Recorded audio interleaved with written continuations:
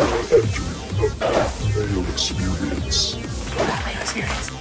That Mayo Experience. That Mayo Experience. Experience. Welcome to the Pat Mayo Experience, continuing our coverage of the 2020 NFL Draft. Bunch of shows already released. We talked to Emery Hunt from The Athletic and Football Game Plan about how you actually go about scouting these players. He's done over 600, sorry, not 60, that would not be great, 600 prospect draft grades already, so I recommend you go check out that show. Evan Silva was on, breaking down the running backs and different team needs that what we might be looking for, at least in the first round anyway, and some cap implications. We've done a mock draft. You can find all of that in the description of this podcast or video. But hey, we got a new show today, and I do want to let everyone know that if you smash the like button for the episode, leave your DraftKings handle in the comment section and tell me which receiver outside of the consensus top 5, someone you can get in the 3rd, 4th, 5th round, that kind of thing, would be your preference for your team out there. You do that, you're in a $20 draw. You want to get into the big draw for 100 DraftKings dollars? Easy. Subscribe to the Pat Mayo Experience audio podcast. Leave a 5-star review, DraftKings handle, something you enjoy about the Pat Mayo Experience, and you're in that draw for 100 DK bucks. You can do that on Apple Podcasts, Spotify, Stitcher. No matter where it is, just do it. We'll find it, and boom, you're in that draw. Joining me today, which you can find on the Fantasy Football Show on YouTube. You go subscribe to that right now, or on Instagram as well. It's Smitty. What's going on, man? What's up, man? Glad to be here. I've been watching you a while. When I got the call, I was eager to jump on the show. So I'm excited to talk rookie wide receivers. This draft class is completely lit, and I'm ready to make a fool of myself because I'm going to contradict myself as I go because every wide receiver seems good enough to be in the top 3. It's crazy. Well, let's just start from there then. If every wide receiver it looks like they could be in the top 3. Like there are some mocks that I've seen that project 6 wide receivers in the first round, others around 4. Do you think this is a case where everyone just sees Lamb and Jeudy and Ruggs be like, oh, they're definitely going to go inside the top 15. But in reality, maybe it's a bit closer than that. And then teams just kind of say, you know what? We're going to wait at wide receiver a little bit. Maybe we'll trade down because there's enough depth that we can get our guy later. Yeah, and I meant top 3 of the wide receivers, like meaning like number 6 could be number 2 or number 3. But yeah, I think honestly, I think it's there could be a grip of wide receivers that go in the top 30, 35 overall picks. I think that Jeudy goes earlier than a lot of people think. I think it would be amazing if a team traded up to get him and put him in a good spot. I wouldn't be shocked if the Giants toyed around with taking Jeudy, pair him with Danny Dimes, but I know the Giants have a lot of other needs. A lot of people don't think that's possible, but it would not shock me at all if CeeDee Lamb and Jeudy were both, gone by 8. That's the whole thing. Like everyone's talking about, well, there's this range that teams could go to. It could be the Jags at number 9. It could be the Jets at 11, the Raiders at 12, the Niners at 13. All those teams could use wide receivers. And that's where everyone, at least in mock drafts or predictions, that's where everyone's saying that the receivers are going to start coming off the board. But it does seem, not every year, but a lot of years, teams will make that like weird, bold splash. And I'm not even convinced sort of the consensus top 3 guys end up being the top receiver going. Because there could be, like, just think if the Raiders are the first team to do anything. And now Mayock is there along with Gruden. Maybe they have a little bit more sense than like classic Raiders might, but is there just someone completely off the board to be like, oh, we're going to take this guy first? Like, and that's what I was saying is like, you don't know which one of these guys will be the, in the top 3. It could be Ruggs could go as a second wide receiver. And I don't even like him in the top 4. Mims could be, I think Denzel Mims, the one player that could leapfrog a lot of people, much like he leapfrogs and moves around the field. Watching this guy is like watching a game of Frogger, and he almost always seems to win and end up in the end zone. Mims would not be shocking to climb into the top 10 or to fall out of the top 25. Justin Jefferson's a very intriguing wide receiver that when you look at the numbers, the guy had 111 receptions, 1540, and 18 TDs. Like he fits the mold statistically. He's quick, he's athletic, the ability to like stretch. You could call him long. In the right spot, he would be a monster in terms of fantasy production for the future years. But Jefferson could go to CeeDee Lamb and Jeudy are the clear-cut top 2, in my opinion. But teams, like you said, can do anything on draft day. Look at Danny Dimes going to the Giants last year. which was really funny at the time. And we're all kind of laughing at ourselves now because I think this guy is showing a lot of promise, and maybe they still took him too early. But, you know, pair a guy like Mims or Jeudy or CeeDee Lamb or Justin Jefferson, maybe a Ruggs with Danny Dimes, and I think that the Giants offense is much improved. So we'll see what the Giants do. But I think that there's going to be more trades than normal given this environment where everybody's kind of probably compartmentalized in this process in a way that they might be able to focus more on making moves and getting a hold of people. Well, it could work one of two ways. Evan Silva and I talked about this a little bit, that it does seem like there's a giant gap between teams that are properly set up to deal with a virtual draft and contact each other during the actual allotted time versus others that aren't. We don't necessarily know who is and who is not, but I actually think that might hurt the amount of trades that goes on, or you see the same 10 teams all trading with each other and the market. Like usually you can play the one team off of each other. Yeah. No, we want a second. No, we want a first. But it seems like that sort of connection might get lost, at least during this time of the NFL draft. Maybe I'm completely overrating that. I don't know. But it just does seem like some teams might fall by the wayside. I mean, you've done a bunch of fantasy drafts. There's always the one or two idiots who can't figure out what's going on. Yeah. Well, all it takes is two teams to make a move. So, if there are teams that aren't in the mix for trading and aren't quick thinkers or technologically they're behind. Yeah. But I think that with 32 teams, they're going to be teams that have a lot of time to make stuff happen. And I think that, man, I really think that this is the wide receiver. This is like the draft's going to be like the Ellen show. Like everyone's going home with a wide receiver in this draft. Coming up here. It's fantastic. I mean, you even go back all the way down to guys like Chase Claypool, Brandon Aiyuk, T. Higgins. These are all guys that you could argue are in the top 3 or 4 of this wide receiver class. I'm super excited about it. Which would lead me to believe that maybe teams, unless they have one guy circled on their board, like that guy is our guy, he is way better than everyone else. And maybe that's going to be the case. But from basically just the outset of this, talking about the depth here, that it would seem unlikely to me that someone would trade up, give up assets to go reach for a guy that is the same as, not necessarily the same, because obviously there's different skill sets involved. And you want to make sure that this player gels on your team with the infrastructure that you have in place. But it seems like a lousy allocation of draft capital to go up and get a receiver when there's a ton of receivers. Yeah, that could be the way a lot of teams do approach it, but then there might be somebody that says, look, Jerry Jeudy is the next. I don't even know how to comp the guy. You can't really comp him. He's so different, but like DeAndre Hopkins, a little bit different version of him. There might be a team that says, hey, this guy is going to be the next elite wide receiver for the next 10, 12 years. I think he could be too. So CeeDee Lamb as well. Again, when I do this, it's like a maze. I do my rankings. I'm like, okay, even before I jumped on, I knew what I wanted to say about these wide receivers. But after I ranked the top 3 or 4, I got to 5, 6, 7. I'm like, I'm confused again because these guys are so good. Now, the crazy part is what wide receiver class is going to be better 2 or 3 years from today? The 2019, the sophomores in the NFL right now with DK, AJ Brown, Hollywood Brown, loaded group of wide receivers, or this wide receiver class. Frankly, they're both going to dominate the top 25 overall, I think 2 and 3 and 4 years from now in fantasy football. For sure. Like when we think about the fantasy football implications, like if you were doing a dynasty draft right now, like I don't enjoy doing drafts before the draft has actually happened. I find that nonsensical, but people really get into it because frankly, talent can win out. That is one way to approach a fantasy football side of this. But I would prefer to know where they go to see who has the better situation. Yeah, I mean, so I get that a lot. I get a comment from somebody that says, hey, a-hole, when are you doing your next, mock draft with rookies involved? And then the next comment's, hey, why would you possibly rank somebody when you don't even know where they're going? Well, I'm in the prediction business, specifically the rankings, cranking out the content. So for me, it's like, this is what I do. This is what people are seeking and wanting right now. And when you produce content from January to even April, June, you're producing dynasty content. Okay. So half of what you're doing is dynasty, if not more, because these are dynasty seeking individuals.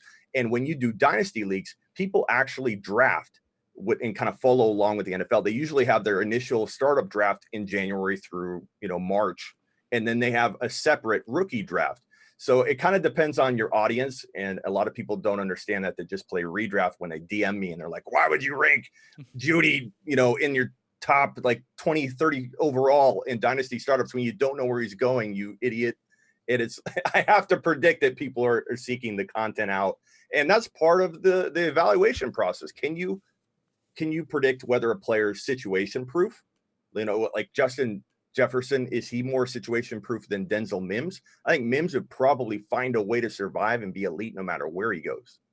Well, it would be one of these things like if Jeudy ends up for whatever reason, I'm saying that this is not going to happen, but who knows? It's the NFL. If the Cleveland Browns are like, we're going to take Jerry Jeudy, and now you're third on the depth chart behind Landry, behind Odell Beckham, it'd be a lot like the Calvin Ridley situation, where Ridley put into a different spot that isn't the Falcons. He's been fine, but if he had the opportunity to go be a number one somewhere, like A.J. Brown last year, his fantasy value would be better. And that's not indicative of his talent either way. He's just as talented on Atlanta as he would be somewhere else. But the situation and the volume, like what we actually mine for in fantasy, could have a direct correlation to landing spot.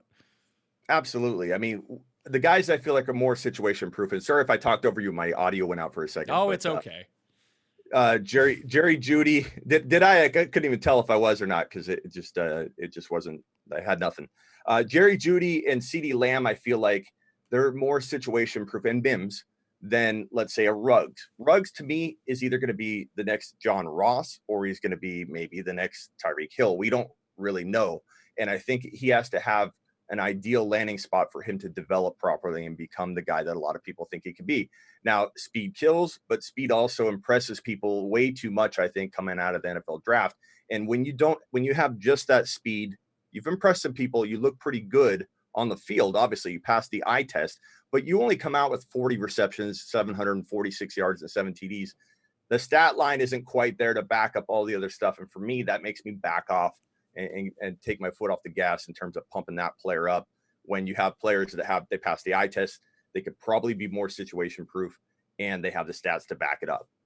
All right, let's get into the actual rankings. You say you keep going back and forth, the 6. So what did you land on, at least for this show? This might change tomorrow, and everyone can go check that out. And are you updating the YouTube page more, or are you just going like live on Instagram most of the time? Oh, no, I produce like almost one video a day on YouTube, whether I'm live on YouTube or whether I'm doing, interviews or doing some kind of fantasy content. But you'll see this stuff all over the place, but also at sleeperu.com is where I have a lot of the written content. But Jeudy, I have number 1. He's got as I was saying, eye test. He passes the eye test to an extreme degree. And sometimes a lot of people get upset when you use more gut instinct than stats or more stats than gut instinct. I'm probably more eye test than anything else, but I do love the stats and incorporate that in.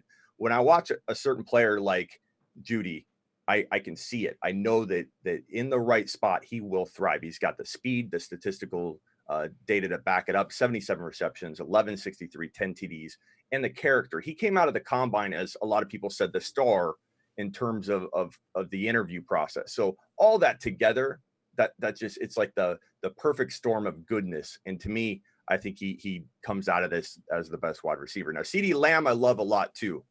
And in the right spot, this guy could be the next. These guys are really hard to comp because they're so unique, but he could be a Hopkins-like guy as well, or a Hopkins and Golladay combo. I feel like he might need situation a little bit more than Jeudy, but I think he's going to get it because the team that goes after him is going to want to use him as their top guy. Mims is my number 3. You tell me how far you want me to go. Go. Mims, As long as you got guys' names and rankings, I love rankings. I want to hear it down to 100 if you got them. Mims at 6'2", 206 pounds. He might even come in heavier than that. Runs like a 4.38. This guy had 66 receptions for 10, 20, and 12 TDs in 2019.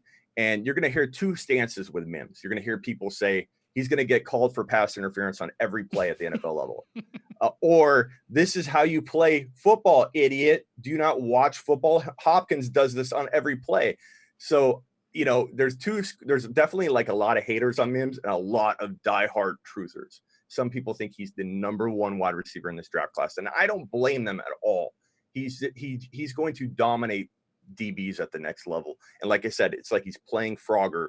in traffic, and he always ends up either standing upright on the other side in the end zone or on his back in some acrobatic catch. I love Mims. So, well, as it pertains to Mims, he ran a sub 4.40 at the combine, which is impressive to say the least. But do you think that being in this Baylor offense, which you're playing in a conference where offense isn't necessarily difficult to generate, that maybe that doesn't translate to the next level? Maybe some of it was just very easy based on the competition in terms of the offensive game plans of teams on both sides of the ball. Great point. And I think that's where your eye test and all the other things have to kind of come together. So if you're analyzing something, there's 100 different ways to look at it. There's so many different factors. And I think that if you take one approach, like statistically only, or just the eye test, then you're going to fail. But when you have all those other things to support that this guy is elite, he looks amazing. The fact that a lot of people think he could go in the top 15, or he could fall into the second. People are all over the map on him. But the fact that I think he could get even bigger too. Look at Terrell Owens coming into the NFL. People forget how small he was compared to his size and build, like when he was in his prime in the NFL level. If Mims gains some size, strength, and a spatial awareness, he's going to be unstoppable. So I get what you're saying there. You got Randy Moss. How did people know Randy Moss was going to be good? You take a look at Darrell Henderson from last year, who was number 1 in college football history in yards per attempt ever in 60 plus years of stat collection. And everybody said that he wouldn't develop because he had easy competition. He's not going to do well. We'll find out this year if the Rams decide to use him. But there's always going to be that argument when a player has an easy schedule. They play in a weak conference. They play in an offense where people are going to blame, that offense is like Justin Jefferson had Burrow, so that's why he was good. He won't be good. Well, that's a factor in it, and that's why you got to look at all the other things.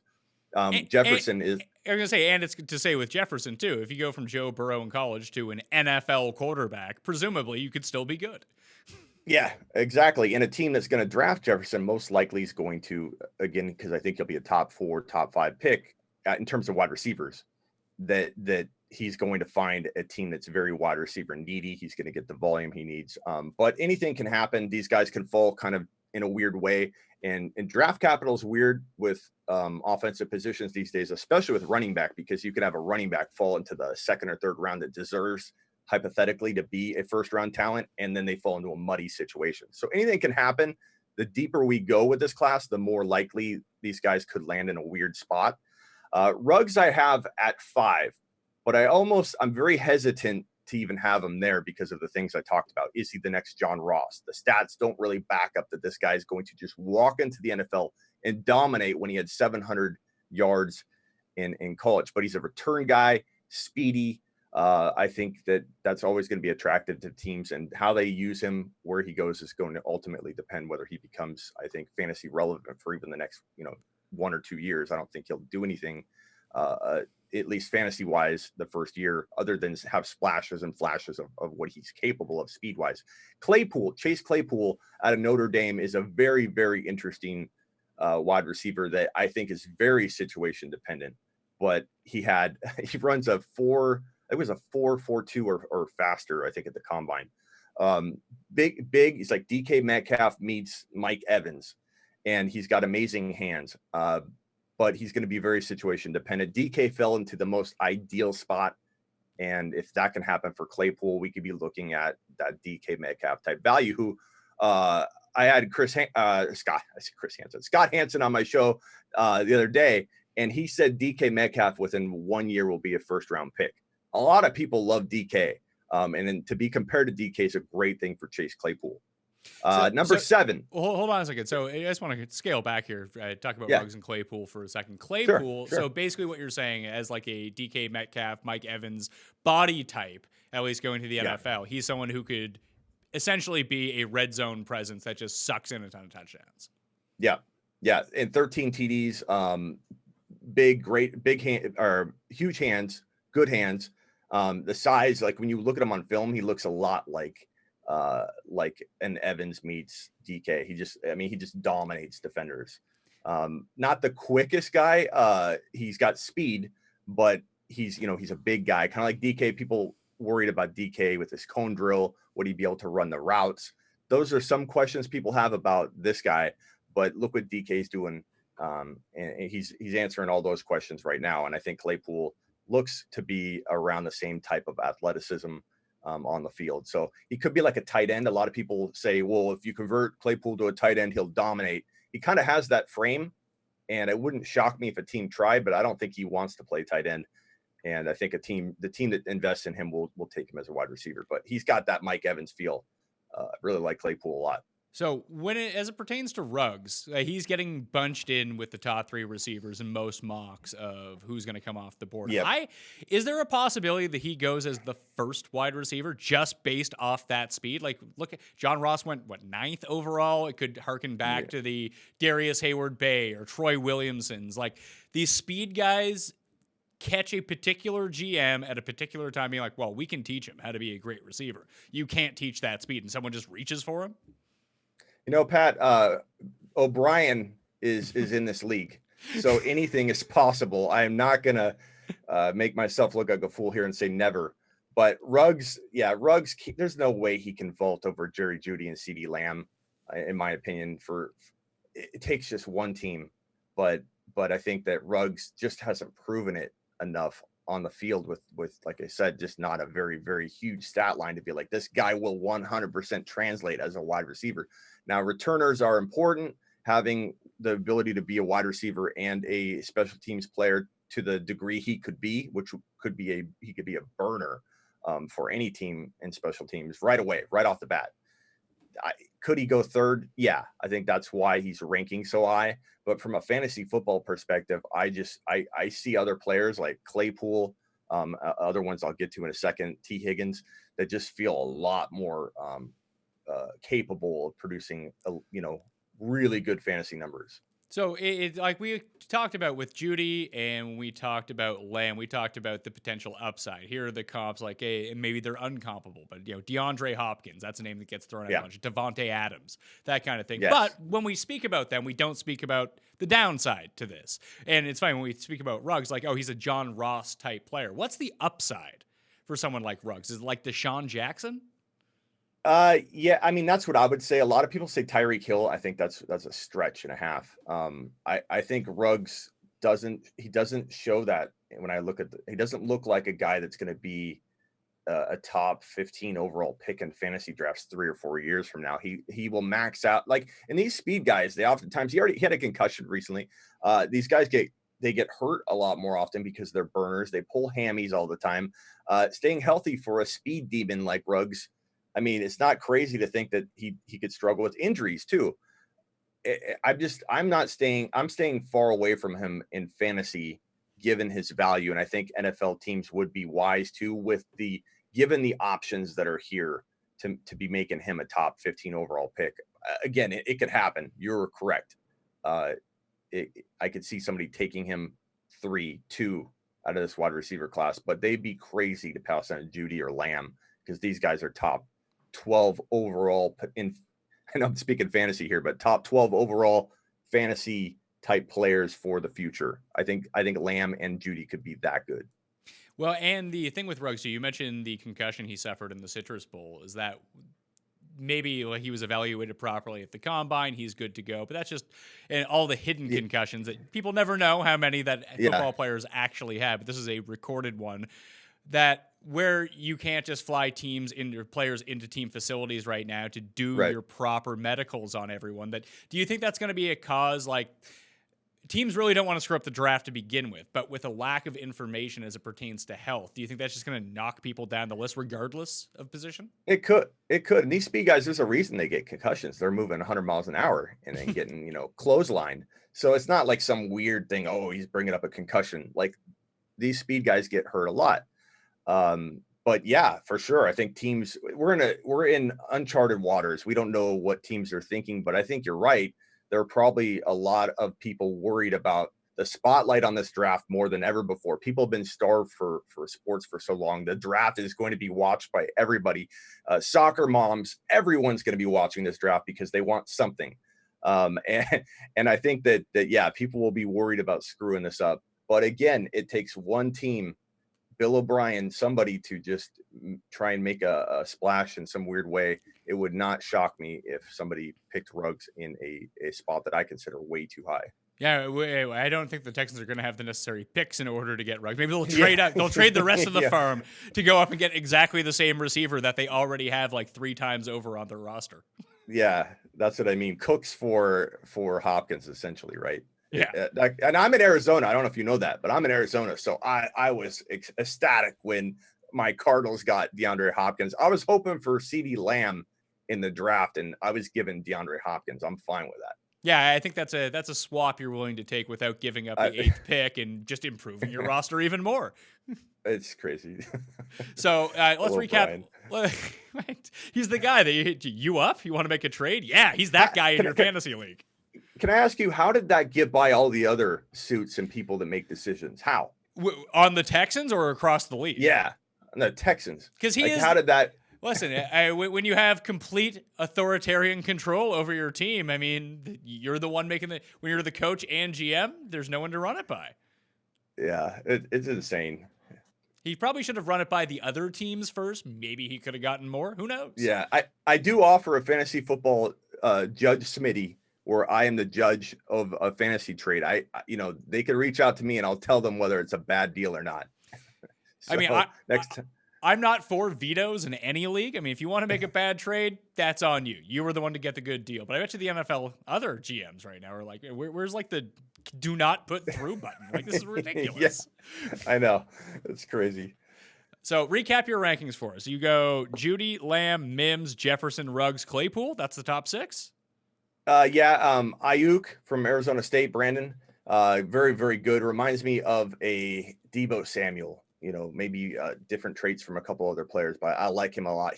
There's talk. I think Todd McShay said that he could climb into the first round for a few teams. So don't be surprised if that Arizona State wide receiver goes in the top, 30 overall. T. Higgins is a mismatch, is one, I guess, the best word to describe him. Leaping ability, nose for the end zone, 12 TDs in 2008, 13 TDs in 2008, 18. 13 TDs in 2019. So he's got double-digit touchdowns in back-to-back seasons. He's an end zone machine out of Clemson. He could go. He could climb. I wouldn't be surprised if tomorrow he was in my top 6. Again, it's crazy. I think I re-ranked my 6 to 10 2 or 3 times before I came on the show. Jalen Reagor, wide receiver out of TCU. He's also a speed demon. And I think teams are going to get excited about him. His coaching staff says he runs like a 4.29, which he didn't run at the combine. But he only pulled in 611 yards and 5 TDs. So with these speed guys without the stat line, I'm staying away from him. But a lot of people think he could be a difference maker at the NFL level in terms of return yardage. Well, is this a situation, too, where when you're playing at TCU, you don't have Joe Burrow throwing you the ball? So that projecting him onto the next level, he's going to get such a substantial upgrade at quarterback, regardless of where he goes, over what TCU is throwing out, that, hey, maybe someone can hit him on these deep routes, and all of a sudden we're looking good. And it's a good point because there was a QB like mess there at TCU in 2019, whereas in 2018, he did pull in 1,000 yards and 9 TDs. So a lot of people think he would have had a monster year if he had some consistent QB play. So great point.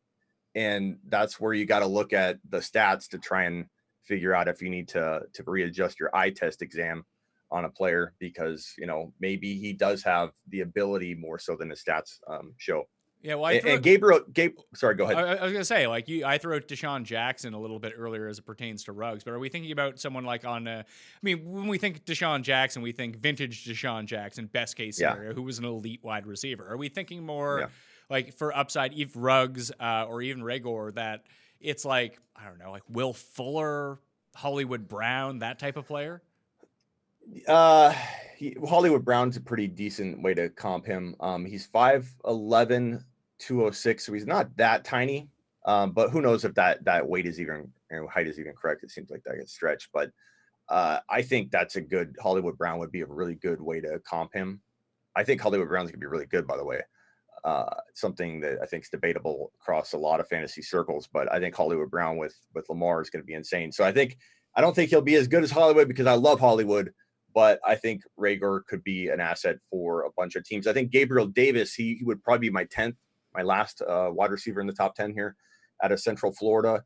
A lot of buzz coming out about this guy right now. He's big. He's 6'2". He's 216. Kind of like I mentioned about Terrell Owens. You know, you give a guy like this more weight, more size. If he starts playing at 220, he's going to be insane. And he had 72 receptions for 1241 and 12 TDs in 2019, and it looks great. When you watch film on him, he's a player that you feel like, how do I not have this guy in my top 5 or 6 for wide receivers? Because on film, he just looks the part. He looks amazing. I urge anybody that wants a deep wide receiver to go after Aiyuk from Arizona State. People are ranking him way outside their top 10 in fantasy. He's undrafted in a couple deep dynasty leagues I'm in, and Gabriel Davis as well. I like both of them. And Hamler is tough to, he's a little smaller. He's 5'9", 178. But KJ Hamler out of Penn State is another one of those small speed guys that a lot of people don't know about and don't draft. Yeah, and he is going to be the youngest of all these receivers in this draft class as well. Yeah, he's smallest and youngest. 5'9", 178. That's hard to imagine holding up at the NFL level, though. True, but I mean, 5'9", 178 can turn into, I mean, if he's going to be 21 at the draft. Like, size-wise, like you keep talking about, like, these guys can put on weight. Yeah, like, when you turn... The difference between being 21 and 23 as it pertains to body type and being able to accurately bulk up. I mean, all of a sudden, you know, you're 5'10" and you're 205. You know, you're a brick shithouse. Great point. And you're right. The age, that's a very good thing to toss out and factor in. Look at David Robinson going to war overseas and coming back a foot taller. Do you ever hear that story? David Robinson, NBA player, comes home and his mom beat him with a broom when he walked in the house because he grew a foot while he was away after he turned 18 already. That's kind of a funny story, but it's sort of like with Giannis in the NBA. Like, he grew an extra 3 inches after they drafted him. Yeah. So 21, hard to imagine, but maybe he'll be 5'10", 190, you know, and then he'd be a pretty decent sized wide receiver. So you're right. KJ Hamler shouldn't be held back just yet. Yeah. I mean, just get him some of those Tom Cruise shoes, give him an extra 2 inches, and all of a sudden he's looking great. Yeah. So who are your top 3? I mean, I don't know anything about this. I don't watch college football. I don't even care. Like, this is why I talk to you guys. So when it comes along, I can like bet on the NFL draft because I'm not doing dynasty leagues. I mean, I play in one. It's not even a dynasty league. It's just a keeper league. Like, I hate dynasty leagues so much. Like, I have actual things to do with my real life that, like, digging into a dynasty league is a bit much for me. Yeah, it's about 80% of my followers are dynasty diehard, you know, people. And so again, that's my struggle when I'm telling people I'm ranking and projecting and doing all this before we know where anybody's at. Like, this is why I like playing on DraftKings. This is why I like betting on the NFL. Like, I can do that Sunday morning, you know, over the course of an hour after I've, you know, figured it out all week, and then I get instantaneous results. Then I can just go do it again the next week. I don't want to have to plan for 4 years from now. Like, you know, this isn't my financial portfolio. Fantasy football is not supposed to be a struggle, something I need to pay attention to 80 hours a week. At least it's why I exist, to give people information, why you exist to give the in-depth research. But, like, for me personally, to play in that, just like, there's 1,000 things I'd rather do. Yeah. Well, Jeudy, Lamb, Mims, and Jefferson, I'm locking in final answer. That's my top 4. And I think if you're in fantasy drafts, you draft them in that order. That would be my advice. All right, well, let's talk about teams in general. The team needs at receiver. I kind of identified a few off the board, and I don't think that you threw at the Giants, they could go crazy. I mean, they did take Barkley at number 2 years ago. Maybe they will end up taking a wide receiver. It's like, if we just draft our entire skill position players inside the top 5, there's no way we could lose, but we'll see how that goes. I don't envision the Bengals, the Skins, the Lions, the Giants, the Dolphins, the Chargers. Maybe someone's made a trade by the time you're watching this. Just know that as of right now, as of this recording, they have not. I don't see the Panthers doing it. You know, they did it with DJ Moore. They signed Robbie Anderson. They still have Curtis Samuel. That, you know, wide receiver seems unlikely. The Cardinals just trade for Hopkins. So at 8, they're probably not going receiver. The Jags are the first realistic place where a wide receiver could go off the board. But do you really want to start stacking? Like, maybe they say, you know what, we're rolling with Minshew. We're not going to sign Cam. We're not going to sign Jameis. We need to give Minshew all the best people possible. We have Chark. Maybe, you know, Keelan Cole can start doing some more stuff. Maybe Dede can evolve a little bit more. Do we need to go out and get Jeudy? Do we need to go out and get CeeDee Lamb? I find it hard to believe that the Jags would actually do that. I do too. Maybe they trade down. I don't know. I've heard them linked to taking a wide receiver, one of the maybe not so likely, but the possible places where a wide receiver could land in that top 10. But I'm with you. I don't know why they would go and do that. Westbrook was supposed to be so good, and Chark obviously took over and became the number one there. But it's possible that they entertain it. Chargers, I don't see the Chargers. The Panthers, I could see that. The Cardinals, I just feel like the Panthers have too many receivers to be, and they're going to be bad. Like, what would be the point? Yeah. I think it's a possibility, but not an extreme likelihood that that'll happen. Broncos is hard to imagine as well, but then again, maybe they want to surround Locke with. I would say that the Broncos are definitely a possibility here, depending on how this breaks down. Like the Jets, the Browns, no. The Jets, yes, but they probably go offensive lineman at 11. So then you got the Raiders, the Niners, the Bucks are a no, and then the Broncos at 15. That's where you can see the first three come off the board. At least that's like, I don't think that Deshaun Hamilton's all that great. So you have Cortland Sutton. Can you pair him up with someone on the other side of the ball? Put better use to Noah Fant. You don't even need to play him at tight end. Just break him out into the slot a little bit. You're not asking Fant to block whatsoever. That another piece there for Locke could go a long way. Yeah, they need DB help. They need defensive line, offensive line. So yeah, it makes it less likely that they are. But man, anything is so possible. The Browns probably not. Falcons, they need defensive back help, offensive line, edge. Like they need it all. And they wouldn't take a wide receiver anyway. I think the Raiders are like the only spot that's like, the sound the alarm. This is the team that is for sure going to take a wide receiver. Now, the question is, would Jerry, Jeudy, Lamb, Mims, Jefferson, Ruggs, would all these guys fall to 14? I don't see it, but breaking it down with you, it's hard to argue any of those teams they should be taking a wide receiver. So I think the Raiders land either Lamb or Jeudy.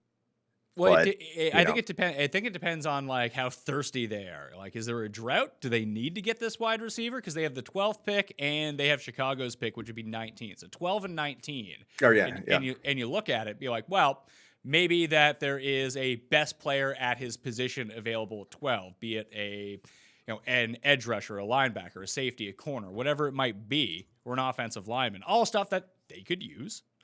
And then they say, no wide receivers have gone yet. We know, looking back at it, that, hey, after us, the Niners, they might take one. The Broncos, they might take one. The Falcons and Cowboys, maybe the Dolphins do, probably not. We'll see what they end up doing at the very top of the draft. That could be sort of a smoke signal to what they do at 18 and even after that. But if they think that they can if they have identified three guys that they really want, maybe they pass at 12 and they just take them at 19 instead. And like the Jags are back on the board at 20 as well from the Rams in the Ramsey trade, that maybe that's a more logical place for them to take a receiver instead of inside the top 10. Yeah. So Jets at 11, Raiders at 12, Niners at 13. I think all three have a real strong shot at a wide receiver. So if I had to pinpoint teams that, and the Niners are linked to Ruggs, they're linked to Jeudy, they're linked to a bunch of different wide receivers. They could also take a wide receiver at the end of the first round and take like Claypool or someone like that, and take somebody else at this 13 pick. But I don't want any one of my top three to go to the New York Jets. I feel like that would be a setback. But AJ Brown was my number one ranked wide receiver talent wise, because I do an evaluation process in January. It has nothing to do with landing spot. And then when he landed in Tennessee, and I put a caveat in there, I said that his landing spot's going to hold him back a little bit unless something happens at the quarterback position, which it did. So with the Jets, I'm not a Darnold fan.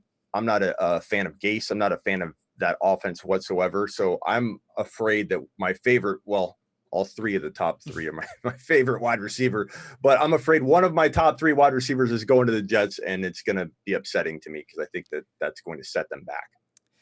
Yeah, and listen, this show is very anti-Sam Darnold, who we still project to weigh 875 pounds 2 years from now because he has the look of it. Whatever the worst possible, and just based on Jets history, whatever the worst possible pick they can make at their pick, they'll probably end up making it 11. Then we'll have Superfan Tim Andercust on the show where he defends it to the death, and then he'll be like very upset 2 years from now. Either way, then we get into the 20s, and like I said, like the Raiders at 19, Jacksonville at 20, they could go receiver.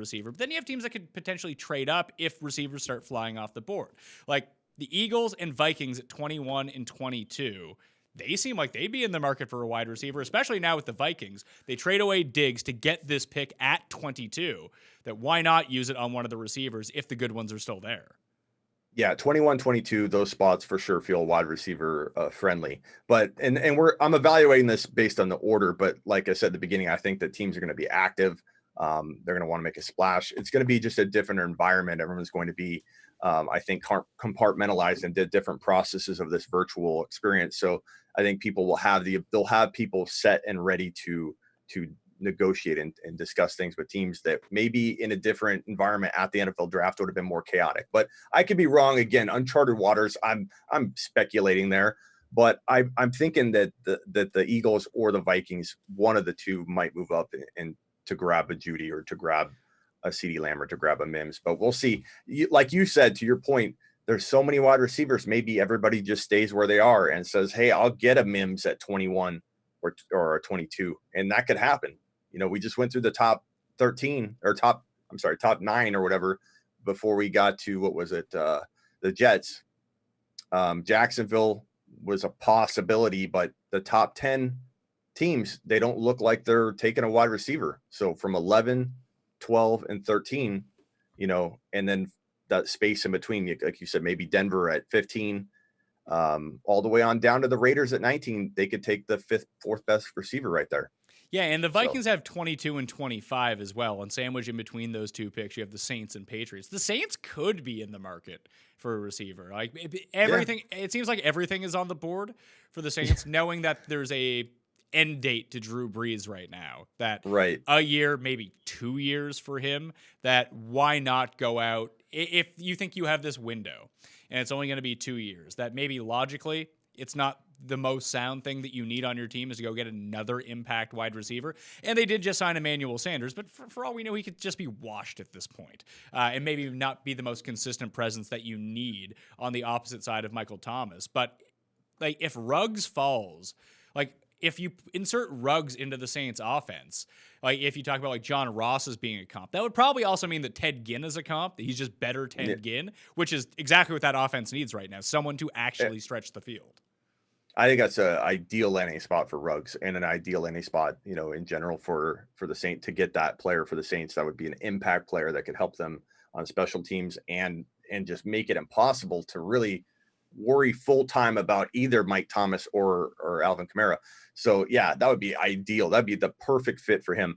I think that you know what, an interesting landing spot for Claypool would be Green Bay, because they have Devontae Adams. They kind of need another wide receiver. I like the Lizard man, but I think that if Claypool landed in Green Bay, that gives Rodgers that kind of almost tight end wide receiver hybrid that I think he would utilize a ton, and he'd be really good in Green Bay. And I think Rodgers, from a fantasy perspective, people are talking about him being washed up and done, and sometimes he'll go in round 8, round 9, double-digit rounds in mock drafts I do right now. He's only 36 years old. It's pretty crazy.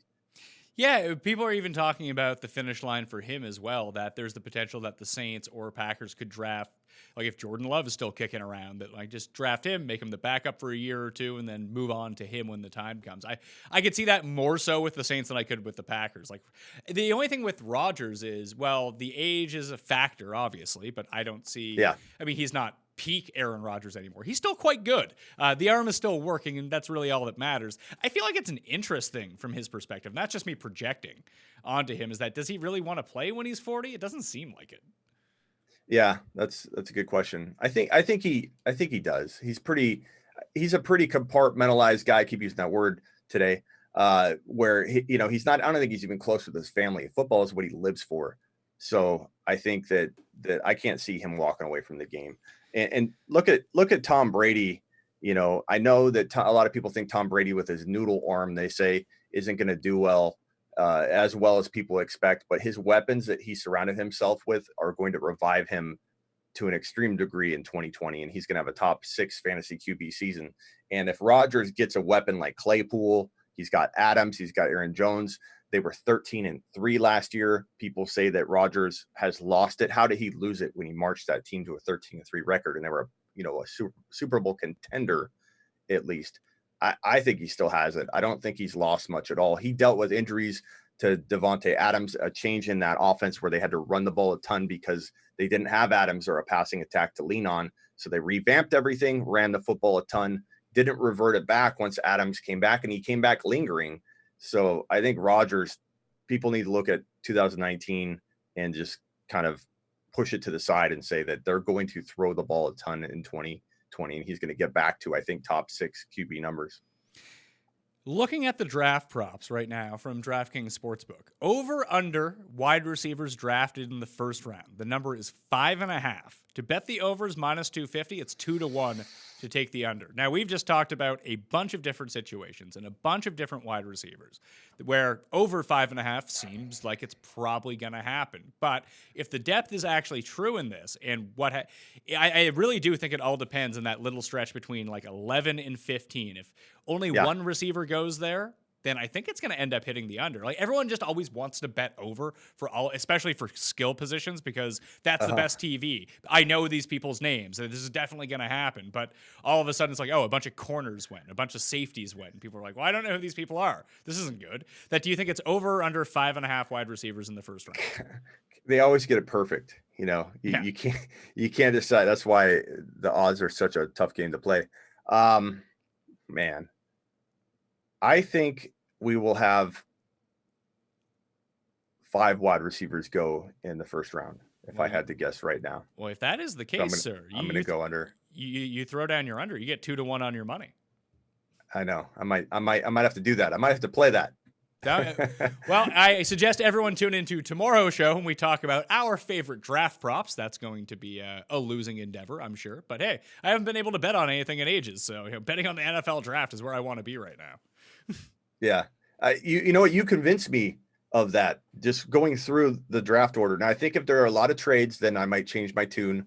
But for right now, looking at the way these are set up, it is tough to imagine more than 5, but this is and your argument of, because it's so deep, will people not make moves? That's a great argument. It's such a tough thing it's tough enough to rank these guys, but then to have to factor in all the other things that you got to consider, what teams are going to do. Will they make trades? That's what makes the draft so fun. But I don't know very many people that come out of the NFL draft having a very, very accurate prediction of what was going to play out. So, well, it's funny you say that, because Silva on last week's show, like, he is per the numbers, is one of the best mock drafters over the past 5 years. And he's like, if you can get like 12 people to match up, like, you are elite at mock drafting.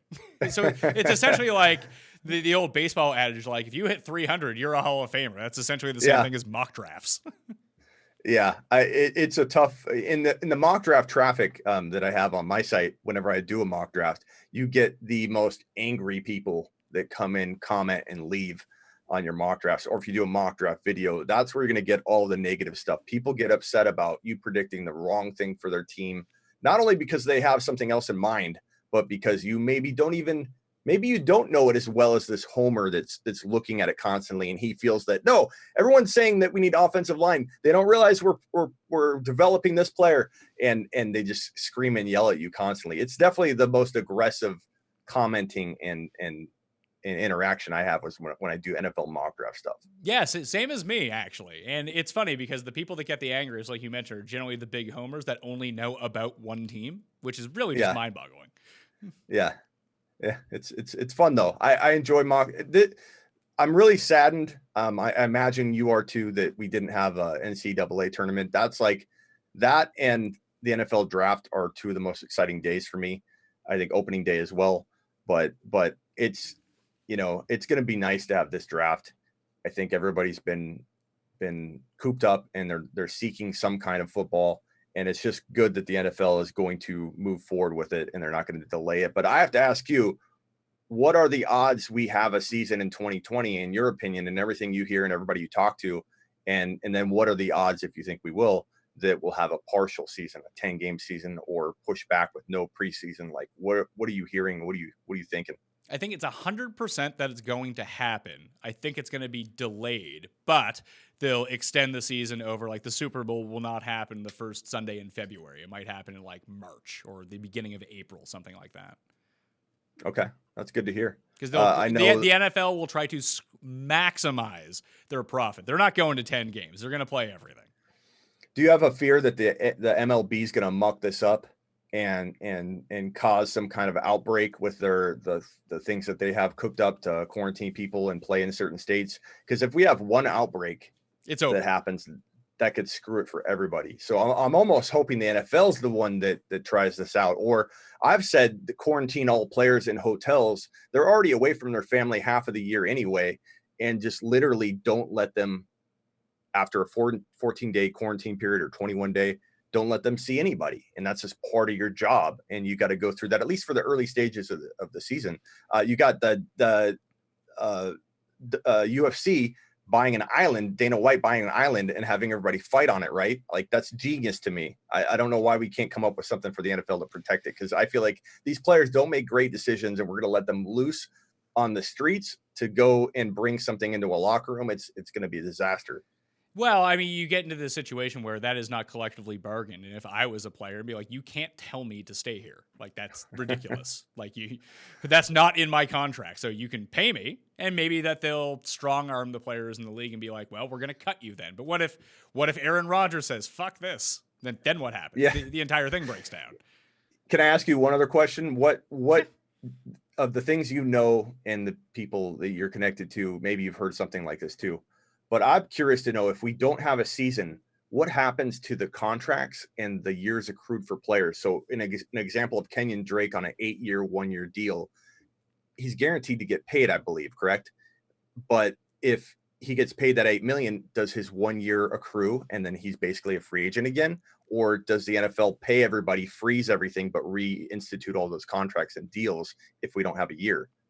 This, I do not know. I don't even think that the NFL wants to even play that scenario. Maybe they're doing it behind the scenes, but publicly they haven't said anything, at least to my knowledge, about what would happen in that circumstance. Because I think that they're projecting out full steam ahead. Like, they're still acting like open, like they're going to release the schedule, and the schedule is going to have like September 5th. Here's the first game. The first weekend, week 1, is going to be when week 1 was scheduled. And they're going to hold on to that for as long as they can. Yeah. I've asked that to a number of people and no one has an answer. I don't expect them to. It's just no one's ever experienced this before. But I'm curious to know what happens to these players, because a guy like Drew Brees will be 1 year older. A guy like Tom Brady will be 1 year older. Will he be worth the contract he's currently on? And on top of that, what about the teams that have made trades or signed players like Kenyon Drake to a 1 year deal? It's crazy to think about. I hope we don't get to that point, but one outbreak within, a locker room, and then boom, we'll be in that place. So yeah, I'm a little worried. I've even discussed it to the point of, let's say it happens to a team. What happens to that team then during the season? Like, if this happens, let's say they don't start till November, and then all of a sudden, the Detroit Lions, there's an outbreak on the Lions. Like, what happens to their week 2 game? Like, if the other team doesn't have it, Right. Obviously they can't play. Do you still have football with the other teams? And like, they have to make it up at a later date? Like, at least in baseball, that's easier to do. In football, that is exceptionally difficult.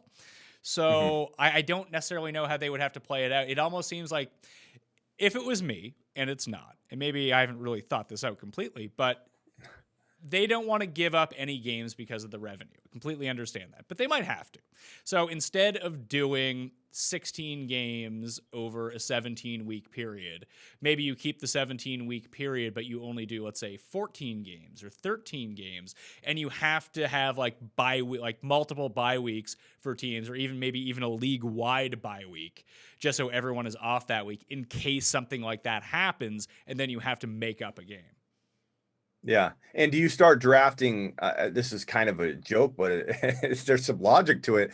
You start drafting players in cities that aren't as bad, likely to, but then again, these players travel all over the place. But I think if a team was infected, I think they'd scrap the season, or they'd pause the season and try and figure it out. I just don't think you can move forward if that happens. So I'm real concerned about something happening later, because this whole pandemic was created from a small number of cases that then spread very, very rapidly. So if we don't have it completely annihilated, which I don't think we will, we're running that risk big time of just a massive infection again. But we'll see. Hopefully not, right? Well, did you see the story that it was a good thing that the Niners didn't win the Super Bowl because they would have had that parade in downtown San Francisco, and San Francisco had been infected at that point, but since Kansas City won, there were so few cases there that it wasn't that big of a deal. Like, that's nuts to think about. I know the Niners did us a favor, so thank you, 49ers. But in college football, I think that's off. There's just too many moving parts and too many stadiums, too many groups of personnel. And if I'm a college football player, I'd be like, I'm not getting paid. Fuck this. Yeah. How is college football going to happen? I don't think it is. And what does that do to you're going to have two rookie class, or you're going to have essentially, if let's say the NFL did get canceled and then you didn't have a college season, you'd have literally two rookie classes coming in 2021. It's just, a lot of it's so hard to wrap your brain around. Like, it's just, it's crazy. It's crazy times. I'm hopeful that we have a year. I'm hopeful that, maybe we don't rush it. I'd rather have a 10-game season start later and make sure we have a handle on everything than to try to rush this and screw the whole thing up. So now, is that because you have concern for the safety of the players and fans, or you just don't want it to get canceled? And this is the best way for it to get canceled. Let me think of the best way to answer that. Both. I obviously have concern for the spreading of this and getting back into a crazy, like, it's crushing our economy. If another outbreak would cause more economic trouble for everybody. So, and the, health concerns, and I don't want anybody to any more lives to be lost from this thing. But, from a business perspective, I have a lot invested in the NFL. You have a lot invested in sports. We need it. And I'd like to do it right, so we don't botch it and get right back to square one, because we wanted to rush this thing. So we'll see if the MLB does that on our behalf and rushes it, but we'll see. What are the plans for the MLB kicking off? Like, is there a date? The only rumors I've heard is July 4th, but I mean, I don't care about baseball. Baseball could just not come back. I don't care. It's like NCAA basketball. I didn't miss the tournament for a second. Like, the Masters really hurt me. Okay. Well, I'm okay with baseball going away too. I'm a football guy, so that'd be fine by me. But as it seems right now, it does, and we thought that UFC was coming back anyway. That was thrown out the window, but it does seem like they will be the first ones back at the beginning or mid-May. The PGA just said that the Colonial is going to happen. That's the second week of June. So at least they're just throwing it out there to be optimistic. I don't know, but it's funny because that's like 2 months away. It's like, let's go. 2 months from now, we could have sports. At least it's creating some degree of optimism. And I think that's what the NFL is doing by not saying, hey, they probably had the contingency plan in place, but they don't want to release it because it makes it seem like everything is worse than maybe people think that it is. That we say, hey, we're going to have our preseason. It might only be 2 games. We're going to start the year on time. We're going to have the NFL draft. That it does seem like business as usual. That is relatively uplifting for people. At least it is for me. Yeah. And how are companies like DraftKings doing right now? It's got to be hurting, but are there? I saw you guys streaming a bunch of NFL games from Madden, which was really cool. And I stopped in and saw a couple of those. Those are pretty cool. Is there an esports wave or movement that you guys are going to kick into gear, or? The esports movement is on right now. I mean, that's the game in town on DraftKings, at least on the main site. The sportsbook is going to do really well with the NFL draft, at least I would think, because people are just clamoring for things to bet on. But as it pertains to like daily fantasy, like they had released $1 million contest for the UFC event that ended up getting canceled for $249, and that was filling very, very quickly. So obviously everything's down across the board. Like, even when I look at overall podcast downloads, I mean, they're just down. People aren't commuting. Most people listen to podcasts when they either go to the gym or when they're commuting. You can't do those two things anymore. So people are listening to fewer podcasts by and large. I know I am, at least in my personal life. Usually I'm crushing podcasts on my commute every day. I'm not commuting every single day. I'm not commuting anywhere. So I'm listening to fewer podcasts over and over. But the same thing's going to happen. Like right now on DraftKings, you can play like the Outlaw Tour for golf. You can play Counter-Strike and League of Legends and iRacing and all this other stuff. And some of the prize pools are pretty juicy, to tell you the truth. Like, I'm looking at it right now. There's an NASCAR event that's coming up that, is a $10 entry fee that has $333,000 of total guaranteed prize pools. So imagine when imagine when real sports comes back, that people are going to be all over this stuff. Yeah, the first major event is going to be probably a record-breaking day for DraftKings.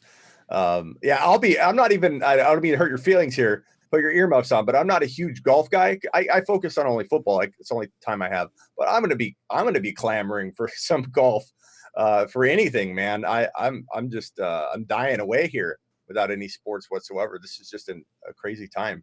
Well, and people will learn to really appreciate golf, especially if they bet on it, because, with the NFL, you have a Sunday, you have a Thursday game, you have the Monday game, then you have the full slate of Sunday. Golf is Thursday, Friday, Saturday, Sunday. You need stuff to fill up your day. Golf has got your back on that. Yeah, that's good stuff. I'm gonna have to get into it. I'm gonna start. Well, I know a guy you can talk to get into golf.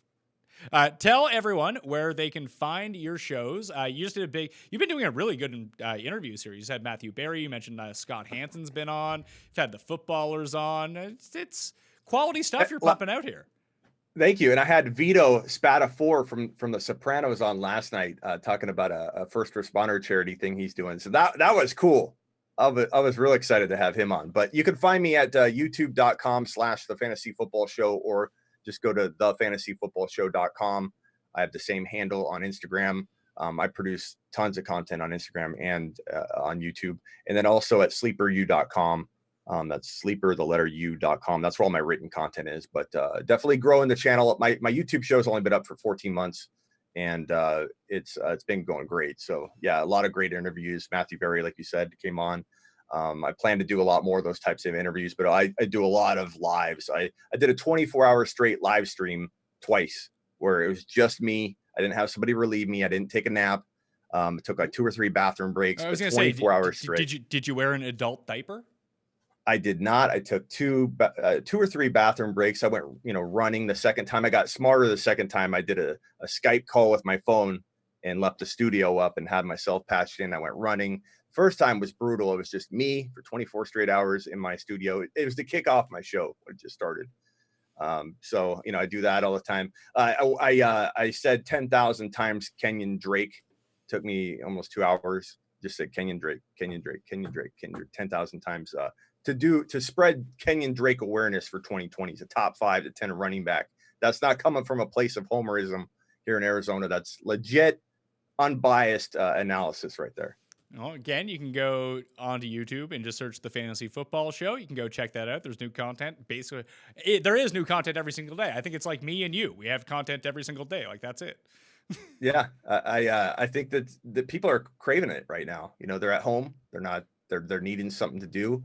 And I feel like it's on us, Pat, to make sure we're there for people right now and create content on the daily. So that's my goal. That's what I've been doing. I go live on Instagram all the time too, but I'm live on YouTube like once every other day, and I produce 1 or 2 videos a day. So, well, go check out. Busy. Yeah, certainly so. So go check out Smitty over there and on Instagram, like he mentioned. For me, at the PME, Twitter, Instagram, and Facebook. Obviously, the DraftKings YouTube channel. If you want to get into a draw for $100 DraftKings dollars, along with subscribing to the Pat Mayo Experience audio podcast, just do that. Why not? Leave a 5-star review, DraftKings handle. Something you enjoy about the Pat Mayo Experience, and you'll be in that draw. If you missed and you're searching for content beyond what Smitty's putting out over on his page, I've already done the mock draft. I've already done a running back breakdown. I've already done a scouting report and draft grades.